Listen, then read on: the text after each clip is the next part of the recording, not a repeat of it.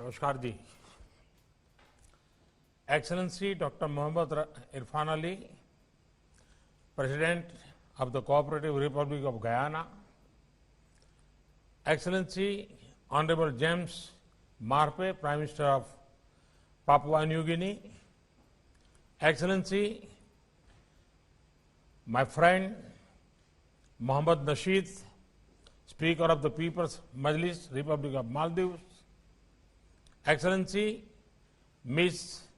Amina J. Mohammed, Deputy Secretary General, United Nations, Sri Prakash Javadekar, Minister of Environment, Forest and Climate Change, Government of India, distinguished guests, Namaste.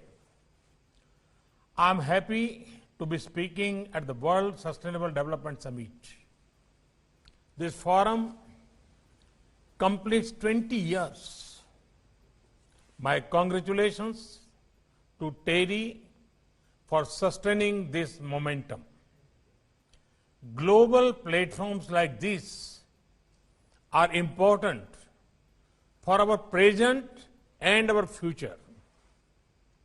Friends, two things will define how the progress journey of humanity will unfold in the times to come. First is the health of our people. Second, the health of our planet. Both are interlinked. There are already many ongoing discussions on improving people's health. We have gathered here to talk about the health of the planet. The scale of the challenge we face is widely known, but conventional approaches cannot solve the problem we face. The need of the hour is to think out of the box, invest in our youngsters, and work towards sustainable development. Friends, the road to fighting climate change is through climate justice. At the root of climate justice is the principle of being large-hearted. Climate justice is also about thinking of the bigger and long-term picture. The sad reality is changes in the environment and natural disasters impact the poor the most. Climate justice is inspired by a vision of trusteeship, where growth comes with greater compassion to the poorest. Climate justice also means giving the developing countries enough space to grow. When each and every one of us understands our individual and collective duties, climate justice will be achieved. Friends, India's intent is supported by concrete action, powered by spirited public efforts. We are on track to exceed our commitments and targets from Paris. We committed to reduce emissions intensity of GDP by 33 to 35% from 2005 levels. You will be happy to know that a drop of 24% in the emission intensity has already been achieved. There was a commitment to achieving about 40% cumulative electric power installed capacity from non-fossil fuel based resources, and the share of non-fossil fuel sources in installed capacity of electricity today has grown to 38%. This includes nuclear and large hydro projects. I am delighted to share that we are making steady progress on our commitment to land degradation neutrality. Renewable energy is picking speed in India. We are well on track to setting up 450 gigawatt of renewable energy generating capacity by 2030.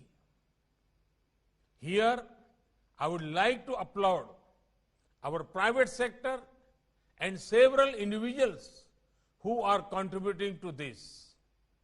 India is also increasing usage of ethanol. Friend, sustainable development is incomplete without equitable access. In the direction too, India has made good progress. In March 2019, India achieved nearly 100% electrification. This was done through sustainable technologies and innovative models. India invested in LED bulbs long before they became the norm globally. Through the Ujala program, 367 million LED bulbs became a part of people's lives. This reduced over 38 million tons of carbon dioxide per year. The Jal Jeevan Mission has connected over 34 million households with tap connection in just about 18 months. Through the PM Ujjwala Yojana, more than 80 million households below poverty line have access to clean cooking fuel. We are working to increase the share of natural gas in India's energy basket from 6% to 15%. An estimated investment of $60 billion is lined up in developing domestic gas infrastructure. Work is underway to expand city gas distribution networks. Another 100 districts would be added to the network in the next 3 years. Through the PM Kusum scheme, over 30 gigawatts of solar capacity will be developed in the agriculture sector by 2022. Friends, often discussions on sustainability become too focused on green energy.